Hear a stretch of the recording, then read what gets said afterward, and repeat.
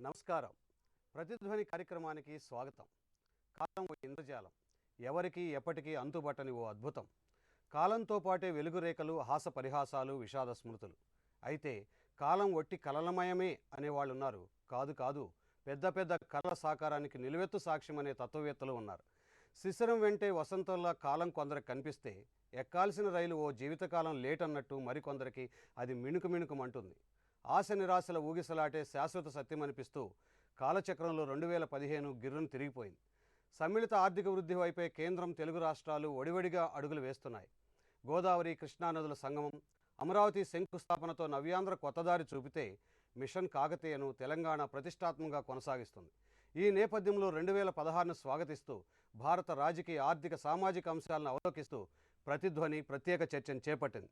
ఈ చర్చలో పాల్గొంటున్న ప్రముఖులు కె కృష్ణసాగరరావు గారు, బీజేపీ అధికార ప్రతినిధి, ఆర్థిక విశ్లేషకులు; డాక్టర్ ఎన్ జయప్రకాష్ నారాయణ గారు, లోక్సత్తా వ్యవస్థాపక అధ్యక్షులు; డి పాపారావు గారు, ప్రముఖ ఆర్థికవేత్త; దామోదర్ ప్రసాద్ గారు, సీనియర్ పాత్రికేయులు, సామాజిక విశ్లేషకులు.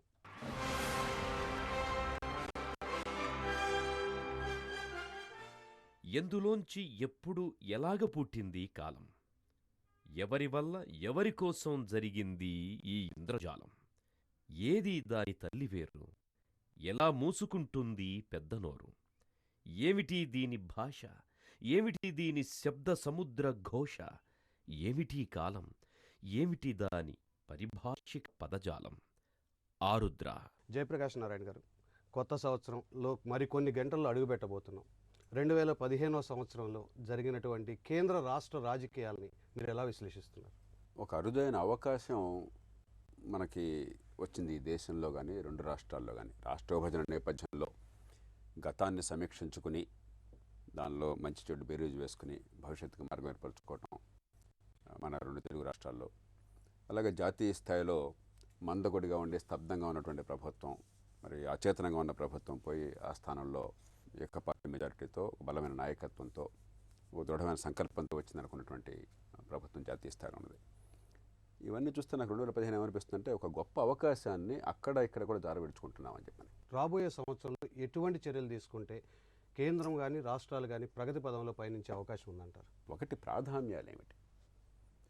మనకున్న పరిమితమైన వనరులతో ఈ దేశంలో మన బిడ్డల కోసం మనం అనుకున్న లక్ష్యాలు సాధించాలంటే మనం ఏ రంగాల్లో ఏ రకమైనటువంటి ప్రాధాన్యాలు కావాలి, దేన్ని ముఖ్యంగా భావించాలి, ఎలాంటి విధానాలు రూపొందించాలి? విద్యకి, ఆరోగ్యానికి అతి పెద్దపీట వేయటమే కాదు, అది సరిగ్గా సామాన్యులకు అందేటువంటి పద్ధతులను రూపొందించకుండా ఈ దేశంలో చాలా భయంకరమైన లోపాన్ని మనం చేస్తున్నాం, దాన్ని కొనసాగిస్తున్నాం. ఎన్నదగ్గ దేశాల్లో మనంత అధ్వాన్నంగా విద్య, ఆరోగ్యం అన్న దేశం ప్రపంచంలో మరొకటి లేదు. అదేమిటి, డిగ్రీలు చూపెడుతున్నాం, కొత్త కాలేజీలు వచ్చిన చూపెడుతున్నాం తప్ప పిల్లలు ఏం నేర్చుకుంటున్నారు? వాళ్ళకి ఏ రకంగా ఆత్మవిశ్వాసం వస్తుంది, సంపద సృష్టించే శక్తి ఎట్లా వస్తుంది, సమాజంలో ఉపయోగపడుతుందని మనం ఆలోచించట్లా. ఆరోగ్యం అదే.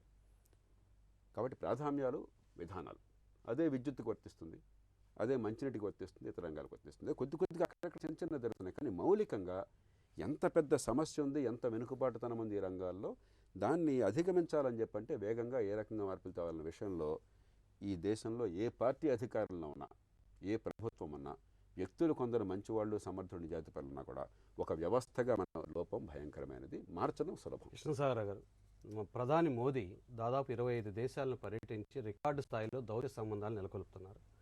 అయితే రచ్చగెలిచిన ప్రధాని గారు ఇంట లక్ష్యాలను సాధించడంలో కొద్దిగా వెనకబడుతున్నారనే విమర్శ ఉంది. మీరు ఎలా దాన్ని విశ్లేషిస్తారు? మరికొన్ని గంటల్లో రాబోతున్న ఇంగ్లీష్ నూతన సంవత్సరం మీ ప్రేక్షకులందరికీ, తెలుగు ప్రజలందరికీ కూడా ఆర్థిక నూతన సంవత్సర శుభాకాంక్షలు.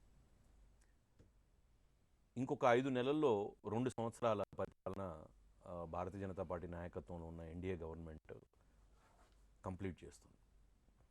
అయితే మీరు అన్నట్టు ఇంట గెలవకుండా రచ్చ గెలవడం అన్నది సాధ్యమయ్యే పని కాదు.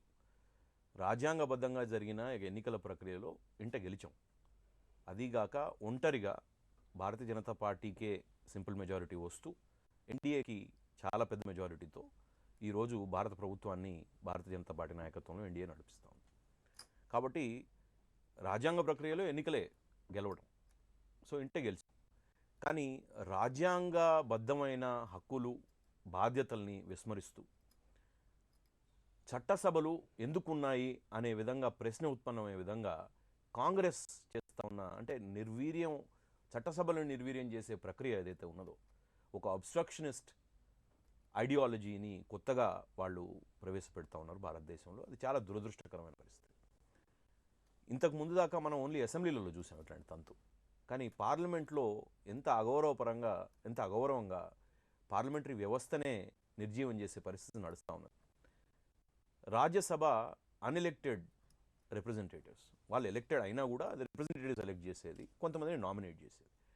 ఆ సభ ఎన్నుకోబడ్డ రిప్రజెంటేటివ్స్ ఉన్న ప్రతినిధులు ఉన్న సభని ఓవర్ రైడ్ చేయడం అన్నది రాజ్యాంగం సృష్టించినప్పుడు రాజ్యాంగ నిర్మాతలు ఇది ఆలోచించలేదనే అనిపిస్తూ ఉన్నది ఈరోజు చూస్తూ ఉంటే. ఎందుకంటే ది టిరనీ ఆఫ్ అన్ఎలెక్టెడ్ అనే పరిస్థితి ఆ ఫ్రేజ్కి రావడానికి ఈరోజు ఒక తెరదీయడం జరిగింది కాంగ్రెస్ పార్టీ. భారతదేశానికి ఒక దిశ ఇస్తూ ముందుకు తీసుకుపోవాల్సిన అనేకమైన బిల్స్, అనేకమైన చట్టాలని వాళ్ళు ఆపడం జరుగుతూ ఉన్నది. కాబట్టి ఒక్క బయటే కాదు, లోపల కూడా చాలా చేంజెస్ తీసుకురావడం జరిగింది. ఏ నమ్మకంతో అయితే భారత ప్రజలు మమ్మల్ని ఎన్నుకున్నారో, మా ప్రభుత్వం వాళ్ళ ఎక్స్పెక్టేషన్స్కి తప్పకుండా కూడా వాళ్ళ ఎక్స్పెక్టేషన్స్ని మీట్ అయ్యే విధంగానే మేము పనులు చేయడం జరుగుతూ ఉంది. అపరావు గారు, చైనాతో సహా ప్రపంచవ్యాప్తంగా ఆర్థిక ఒడిదుడుకులు ఎదుర్కొంటున్నాయి. అయితే భారతదేశం మాత్రం అత్యంత సంతృప్తికరంగా ఆర్థిక రంగంలో పయనిస్తుందని విత్తమంత్రి అరుణ్ జైట్లీ గారు ప్రకటించారు. దీన్ని మీరు ఎలా విశ్లేషిస్తున్నారు? విత్తమంత్రి అరుణ్ జైట్లీ గారు చెప్పారంటున్నారు, కానీ నిన్న ఆయన ఇచ్చిన ప్రకటన వాళ్ళ పేపర్లో ఉన్నది ఒకటి, అది మాట్లాడాలి. పైగా ఏంటంటే ఫిబ్రవరి మాసంలో, మొన్న లాస్ట్ ఫిబ్రవరిలో మన ఫైనాన్షియల్ ఇయర్ 2016 కోసం కానీ వేసుకున్నటువంటి జీడిపి అంచనా 8.1% నుంచి 8.5% దాకా ఉంటుందని. కానీ ఇప్పుడు దాన్ని సవరించి మధ్యంతర సర్వేలో చెబుతుంది 7 నుంచి 7.5% ఉంటుంది.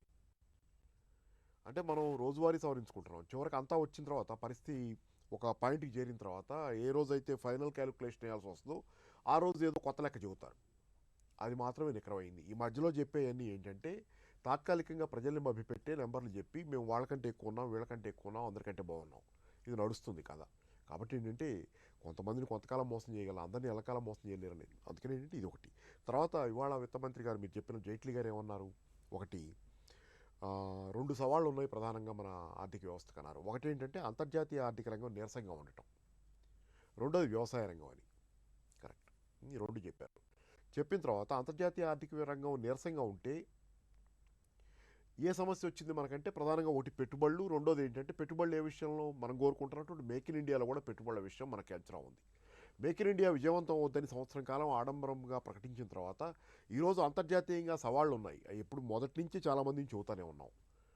అంతర్జాతీయంగా డిమాండ్ బలహీనంగా ఉంది, మీరు మేక్ ఇన్ ఇండియా చేయాలంటే చేయలేరు, ఇక్కడి నుంచి ఎగుమతి చేయలేరు అని చెబుతున్నాం. కాబట్టి అది విఫల కార్యక్రమం తీసుకున్నారు. తర్వాత రెండోది ఏం చెబుతున్నారు, ఇప్పుడు వ్యవసాయ రంగం గురించి కొత్తగా వీళ్ళు మళ్ళీ కనుక్కున్నట్టుగా. కానీ వ్యవసాయ రంగం ఇప్పుడు కాదు సమస్యలు, గత 15-20 ఏళ్ళుగా ఈ సమస్యల్లోనే ఉంది. దామోదర్ ప్రసాద్ గారు, రాష్ట్ర విభజన జరగడం, ఆంధ్రప్రదేశ్ తెలంగాణలు ఏర్పడటం, 2015 సంవత్సరంలో క్యాలెండర్ సంవత్సరాన్ని పూర్తి చేసుకోవటం, ఈ నేపథ్యంలో ఆంధ్రప్రదేశ్ తెలంగాణలు ఏ విధంగా నిలబడ్డాయి, ఏ విధంగా పురోగిస్తున్నాయని మనం సమీక్షించుకోవచ్చు. 2 రాష్ట్రాలు వేరువేరుగా పోటాపోటీగా ఒక సంక్షేమం అభివృద్ధి క్రమంలో ఒకదాన్ని మించి ఒక ప్రజా సంక్షేమాన్ని, ప్రజల అభ్యున్నతిని అనేక రంగాల్లో, మౌలిక రంగాల్లో, గ్రామ స్థాయి నుంచి సచివాలయ స్థాయి వరకు అధికార వికేంద్రీకరణ జరపడం చాలా కీలకమైనటువంటి విషయం. కొత్తగా ఏర్పడిన ప్రభుత్వాలపైన ప్రజలు ఎన్నో ఆశలు పెట్టుకున్నారు. ఎందుకంటే మనం తెలంగాణ విడిపోయింది, మనకు మన నాయకత్వం వచ్చింది, మన బంగారు తెలంగాణ సాధిస్తాము, ఇక్కడ ప్రజల జీవితాల వెలుగులు నింపుతున్నటువంటి ఆశల్ని, ఆకాంక్షల్ని ఎన్నో ఆశలతో ఉన్నారు. ఎంతోమంది ఒక పొరపాటు అవగాహన కావచ్చు, ఇంకోటి దాన్ని సాధించాల లక్ష్యంతో దీన్ని కావచ్చు, ఎంతోమంది ఆత్మహత్య చేసుకున్నారు. ఆ యువకతో ఉపాధి కల్పించాలి, గ్రామీణ దారిద్ర్యాన్ని నిర్మూలించాలి. ఇవి ప్రధానమైన సమస్యలు. సర్దుబాటు సమస్యలపైన 2 రాష్ట్ర ప్రభుత్వాలు చాలా కాలం ఘర్షించినాయి. ఇప్పుడే కొంత సామరస్యం నెలకొని 2 రాష్ట్రాలు పరస్పరం సహకరించే దిశగా సాగడం అభినందనీయమే. కొత్త ప్రభుత్వం, కేసీఆర్ ప్రభుత్వం ఒక మంచి కార్యక్రమాలు చేపట్టింది. అది ఏమిటంటే మిషన్ కాకతీయ, భగీరథ, 2 చాలా మంచి కార్యక్రమాలు. ఈ సంవత్సరం ఆయన ఒక ఏడాది తర్వాత 25,000 కోట్లు నీటిపారుదలకే కేటాయిస్తామన్నట్టు, అది ఎంతైనా అభినందనీయం. ఆచరణలో అమలు చేయగలిగితే చాలా ఉత్తమమైన ఫలితాలు ఎందుకంటే తెలంగాణలో మహారాష్ట్ర తర్వాత విదర్భ, మరాఠ్వాడ తర్వాత ఆతపల్లి ఇక్కడే ఎక్కువ జరుగుతున్నాయి. వాటిని నివారించడానికి, గ్రామీణ దుస్థితి నివారించడానికి వీలవుతుంది. అక్కడ చంద్రబాబు నాయుడు ప్రభుత్వం కూడా ఈ సమతుల్యమైన అభివృద్ధి, పరిశ్రమల స్థాపన, విద్యాసంస్థలు స్థాపన, విద్యాసంస్థలు ఒకటి స్థాపిస్తానే చాలదు, పరిశ్రమలు, ఇతర ఉపాధి కల్పన విషయాలు అన్ని ప్రాంతాలకి సమానంగా ఉండేటువంటి వ్యూహాన్ని, ఆ రకమైన కార్యక్రమాన్ని ఆయన చేపట్టగలిగితేనే ఈ అక్కడ అభివృద్ధి అనేది అందరి. గత సంవత్సర పదాలు గతేడాది భాషే, వచ్చే ఏటి పలుకుబడులు మరో స్వరం, ఓ ముగింపు నవ ప్రారంభానికి నాంది. TS Elliot. జయప్రకాష్ నారాయణ గారు, గడిచిన ప్రతి క్షణము ఏదో గుణపాఠాన్ని ప్రజలకు నేర్పుతూనే ఉంటుంది. 2015వ సంవత్సరపు అనుభవాలను బట్టి భవిష్యత్ ఆశావాహ దృక్పథాన్ని ఎలా ఏర్పరచుకోవాలంటారు? మనం విమర్శలు చేయొచ్చు, కానీ గతం కంటే ఇవాళ దేశం చెత్తగా ఉందని ఏమాత్రం ఆలోచన వాళ్ళు ఒప్పుకోరు. లైసెన్స్ రాజ్యంలో ఈ దేశం ఎంత నాశనం అయిపోయిందో మనందరికీ తెలుసు. నీకు సిమెంట్ కావాలని చెప్పంటే, సొంత డబ్బుతో కొనుక్కోవాలని చెప్పంటే అడుక్కునే వాళ్ళలాగా సబ్ కలెక్టర్ ఆఫీస్ నుంచి ముద్ర వేయించుకోవాలి లంచం ఇచ్చి. కాబట్టి దీనికి అది ప్రత్యామ్నాయం కాదు. ఖచ్చితంగా మనకి ఆర్థిక స్వేచ్ఛ రావడం దేశానికి అవసరం. కానీ ఆర్థిక వ్యవస్థ పెరగాలి, ఉపాధి రావాలి అన్నట్టయితే, ప్రజల్లో ఆత్మవిశ్వాసం కలగాలన్నట్టయితే ముందు తలెత్తుకు తిరిగే పౌరులు తయారు చేయాలి. ఒకప్పుడు 50-60 ఏళ్ల క్రితం ఈ దేశంలో పేదరికం ఉన్నా కూడా తలెత్తుకు ధీమాగా బతికేవాళ్ళు. ఏ గ్రామానికి వెళ్ళినా కూడా కొంచెం మీరు ఛాన్స్ ఇవ్వండి, మేము ఆ గ్రామం మేము చూసుకుంటామని స్కూళ్ళు వాళ్ళు కట్టుకున్నారు, టీచర్లను వాళ్ళు పోషించుకున్నారు, వాళ్ళ జీతభత్యాలు ఎక్కువ లేకపోయినా కూడా పిల్లల్ని కాపాడుకున్నారు, ఆ గ్రామంలో రోడ్లు వేయించుకున్నారు వాళ్ళ శక్తికి మించి ఖర్చు పెట్టి. ఈవేళ ఏం చేసాము, ఆత్మగౌరవం తాకట్టు పెట్టేసి ఓట్లకి వాళ్ళందరినీ కూడా బందీలను చేసి పారేసి, నువ్వేం చేయక్కర్లేదు బిడ్డ, నువ్వు నాకు ఓటే చాలు, ఓటుకి డబ్బులు ఇస్తాను, ఓటే నాకు ఏం కావాలి నా దగ్గర రా అని ఒక వికృత వాతావరణం తయారు చేసాం. దీని నుంచి దానికి వెళ్ళాలి. రెండోది, వ్యవస్థీకృతంగా చాలా చిన్నదైపోయింది. 100 మంది దేశంలో పనిచేసే వాళ్ళు ఉంటే 8 మంది వ్యవస్థీకృతంగా, దానిలో 5 గవర్నమెంట్లో, 3 ప్రైవేట్ రంగంలో. ఇది మనం మంచిగా మాట్లాడేది ఈ 5 గురించి 3 వచ్చే. ఈ 5 ఏం పని చేస్తున్నారో మనకు తెలుసు. ఈ 3 జీవితాలు బాగానే ఉన్నాయి, కష్టపడుతున్నారు, వాళ్ళు ఎవరు గొడవ పెట్టాలి. అందుకనే మిగతా 92 మంది ఈవేళ రేపన్న భద్రత లేకుండా. అందుకోసం మేక్ ఇన్ ఇండియా కావచ్చు, మరొకటి కావచ్చు, సంకల్పం చాలా మంచిది, అవసరం. ఈ దేశంలో ఉత్పత్తి క్రమంలో సామాన్యుని భాగస్వామి చేయకుండా, ఉత్పాదకత పెంచకుండా, ఆ ఉత్పత్తి చేసిన దానికి మార్కెట్లో మనం అవకాశాలు కల్పించకుండా, మనం ఆత్మవిశ్వాసాన్ని వల్ల ఉపాధిని కల్పించడం. అది జరగాలని చెప్పినట్టయితే మనం చేసిన తప్పుల నుంచి పాఠాలు నేర్చుకోవాలి. కొన్ని తప్పులు ఈ నిర్ణయమన్నా జరగల, ఒక పార్టీతో జరగల, 60 ఏళ్ళుగా జరిగినాయి. మన జాతి నిర్మాతలు కూడా, ఇది రాజ్యాంగం ఇచ్చిన వాళ్ళు కూడా చాలా సదాశయంతోనే ఒక సమాజంలో ప్రజాస్వామ్యం అవగానే ఆటోమేటిక్గా అన్నీ జరగమనే విషయాన్ని విస్మరించారు. ఇప్పుడు మనం ఆ పనులు చేయాలంటే సర్వీస్ గ్యారంటీ, ప్రజలకు ఖచ్చితంగా సేవలు అందే వ్యవస్థను ఏర్పాటు చేయాలి. దానికి పద్ధతులు చాలా ఉన్నాయి, ఇప్పుడు సమయం లేదు. 2, అధికారం జనం చేతుల్లో పెట్టి తప్పు జరిగితే వాటి నష్టమానే ఉన్నాయి. బాధ్యత, అధికారం, అవకాశము, మీకు మంచి భవిష్యత్తు, ఇవన్నీ కలిసేట్టుగా చేస్తే జనం చూసుకుంటారు. ఇప్పుడు ఏం చేస్తున్నాం, ఒక ప్రధానమంత్రి చేయాలి, ఒక ముఖ్యమంత్రి చేయాలి, మిగతా వాళ్ళందరూ ఎదురు తిరగాలి, రాస్తారోకో చేయాలి. అది మన పరిపాలన. ఓటయ్యి మన్నాడి నుంచి అరుస్తూ ఉండు, అది కాదు. ఎవరు సమస్యలో పరిష్కారంలో భాగస్వాములు కావాలో వాళ్ళని దూరంగా పెట్టేసి వాళ్ళని బిచ్చగలుగా మార్చాం. అలా కాకుండా వాళ్ళని భాగస్వాములు చేయండి. అప్పుడు ఈ సమాజంలో ఈ అధికారంలో ఉన్న వాళ్ళకంటే ఎంతో ఆలోచించేవాళ్ళు, అనుభవం ఉన్నవాళ్ళు, ఆ ఊళ్ళో ఏం చేయాలో తెలిసిన వాళ్ళు, ఆ వీధిలో ఏం చేయాలో తెలిసిన వాళ్ళు ఉన్నారు. వాళ్ళందరి శక్తిని మనం పక్కన పెట్టేసాం. వాళ్ళందరినీ దీనిలో భాగస్వామ్యం చేయాలి, కీలకం అది. అదొక్కటి చేస్తే, విద్య ఆరోగ్యం చుట్టూ అది తిప్పినట్టయితే, పౌరసత్వ భావన పెంచినట్టయితే, పౌరసత్వం అని చెప్పంటే ఊరికే తిట్టడం కాదు, కొన్ని బాధ్యతలు మనం స్వీకరించడం చెప్పిన అర్థమైతే, పక్కవాడిని గురించి పట్టించుకోవడం అర్థమైనట్టయితే, ఖచ్చితంగా వచ్చే దశాబ్దంలో ఆ 3వ స్థానానికి చేరడమే కాదు, ప్రపంచంలో గర్వించే దేశంగా పెడతాం. అది ఇప్పుడు జరగకపోతే ప్రపంచం మౌనంగా కూర్చోదు. ఎందుకంటే మనకంటే చాలా వేగంగా వెళ్ళిపోవడానికి చాలా దేశాలు సిద్ధంగా ఉన్నాయి. వాళ్ళు వెళ్ళిపోతుంటారు, వెనక మన నోట్లో వెళ్ళిపెట్టి చూస్తుంటాం. కృష్ణసాగర్ గారు, make in India, digital India, skill India, Swachh Bharat లాంటి బృహత్ ప్రయోజనాలు కలిగిన అనేక పథకాలు ప్రారంభించారు. 2016లో ఆ పథకాలు ఎలా ఉండబోతున్నాయి అంటారు? ఈ పథకాలన్నీ కూడా ఒక దిశ నిర్దేశం చేసేవి. వాటి వెనకాల రిసోర్సెస్ పెట్టి ఆ రిసోర్సెస్ని లాస్ట్ మ్యాన్ దాకా తీసుకుపోవాల్సిన అవసరం ఉంటుంది. కానీ సిస్టమే అకౌంటబుల్ లేదనుకోండి. మేక్ ఇన్ ఇండియా అని పెట్టింది ఎందుకు అంటే, 80sలో మనం మ్యానుఫ్యాక్చరింగ్ బస్ని కోల్పోయాం. ఎందుకంటే మనం పాలసీ పారాలిసిస్తో, మనకి ముందు చూపు లేకపోవడంతో, మన రిసోర్సెస్ని మనం కరెక్ట్గా స్ట్రీమ్లైన్ చేసుకోకపోవడంతో, social, urban, rural infrastructure develop చేయకపోవడంతో మీ ఇన్వెస్ట్మెంట్స్ మీరు ఎక్కడ పెడతా ఉన్నారు? ఇప్పుడు సెంట్రల్ గవర్నమెంట్ ఇన్వెస్ట్మెంట్స్ ఎంత ట్యాక్స్ మనీ కదా, ట్యాక్స్ పేడ్ మనీ కదా, ట్యాక్స్ పేయర్స్ మనీని మీరు ఎక్కడ ఇన్వెస్ట్ చేస్తూ ఉన్నారు? మీరు షర్ట్లకి ప్యాంట్లకి పర్ఫ్యూమ్స్కి యూజ్ చేస్తూ ఉన్నారా, ఏమన్నా జాతి నిర్మాణానికి యూజ్ చేస్తూ ఉన్నారా? జాతి నిర్మాణానికి యూజ్ చేస్తే రిటర్న్స్ వస్తాయి. పర్ఫ్యూమ్లకి, పౌడర్లకి, స్నోలకి చేస్తే అది ఖర్చు అవుతాయి.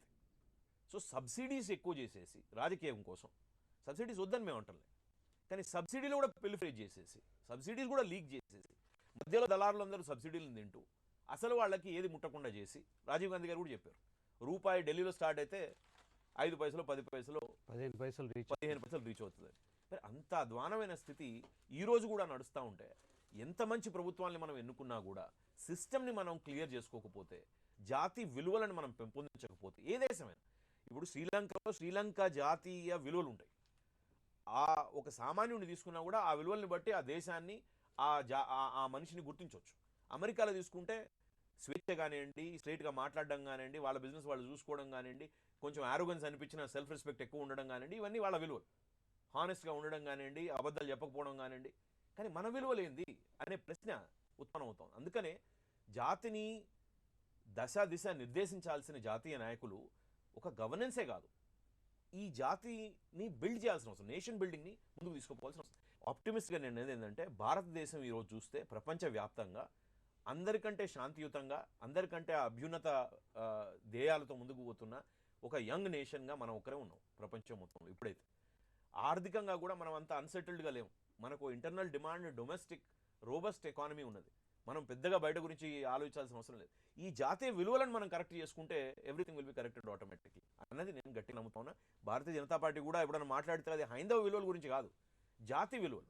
జాతీయ విలువలలో పెద్దల్ని మీరు సంస్కారంతో ఉన్నారా, మీ ఫ్యామిలీస్ని మీరు కరెక్ట్ చూసుకుంటున్నారా, చదువుని కరెక్ట్గా నేర్చుకుంటున్నారా, ఎట్లాంటి చదువు నేర్చుకుంటా ఉన్నారా, అది గౌరవంతో కూడిందా కాదా, స్వేచ్ఛ ఉందా, నీకు నీ మైండ్కి స్వేచ్ఛ ఉందా, బాడీకి ఉంటే ఉన్నది, ఇవన్నిటిని కూడా ఈ జాతీయ విలువలుగా మనం పెంపొందించుకున్నప్పుడు భారతదేశం ముందుకు పోతుందని మేము గట్టిగా. కళ్ళెదుట నవవసంతం, జీవన విహంగానికి మరో ఏడు. నిశ్శంకగా, నిర్భయంగా, బాధకు దూరంగా, ప్రేమాభిమానాల నదిలో, నవ్వుల నావలో సాగుదాం. William Arthur. పాపారావు గారు, మొత్తం మీద దేశం 7-8% ఆర్థిక వృద్ధి రేట్లో పయనిస్తుందని ఇందాక మీరు కూడా ప్రస్తావించారు. అయినా కానీ పేదరికం, నిరుద్యోగం, నిరక్షరాస్యత, అవిద్య, అనారోగ్యం, ఈ పంచ సమస్యలు ఇంకా పీడిస్తూనే ఉన్నాయి. వీటిని పరిష్కరించుకోవటం ఎలా అంటారు? అభివృద్ధి ఒకటి, అభివృద్ధి ఫలాలు పంచడం ఒకటి. ప్రధానంగా చాలా దేశాల్లో జరుగుతుంది ఏంటంటే, అభివృద్ధి పేరుతో జనాల్ని పరిగెత్తిస్తున్నారు కార్మికులు. ఇవాళ కూడా జైట్లీ గారి స్టేట్మెంట్ నినాదాల్లో కూడా అదేంటంటే, ట్రేడ్ యూనియన్లతో, భారతీయ మజ్దూర్ సంఘం ఎవరితో మాట్లాడుతా ఆయన అన్నది ఏంటంటే, మీరు ఇంకా అభివృద్ధికి సాధించడంలో సహకరిస్తే మినహా మీ కార్మికుల డిమాండ్లు కానీ, పేదల సమస్యలు కానీ పరిష్కారం కావడానికి అంత ఈజీ కాదు. కాబట్టి దానికోసం 1-1.5% అదనంగా డెవలప్మెంట్ తేవాల్సి ఉంది మనం అనేది ఒకటి ప్రస్తావన వచ్చింది. అయితే ఇంతకుముందు ఇప్పుడు ఒకటే ప్రశ్న, ఇప్పుడు అభివృద్ధి సాధించాలి మీరు, తద్వారా మాత్రమే మీకు కూడా అభివృద్ధిలో ఫలాలు తగ్గుతాయని కార్మిక వర్గానికి చెప్పేవాళ్ళు. నిన్నటి దాకా, ఇప్పుడు గతంలో 9% దాకా కూడా అభివృద్ధి సాధించాం, 10% కూడా వెళ్ళినట్టున్నాం ఒక దఫా.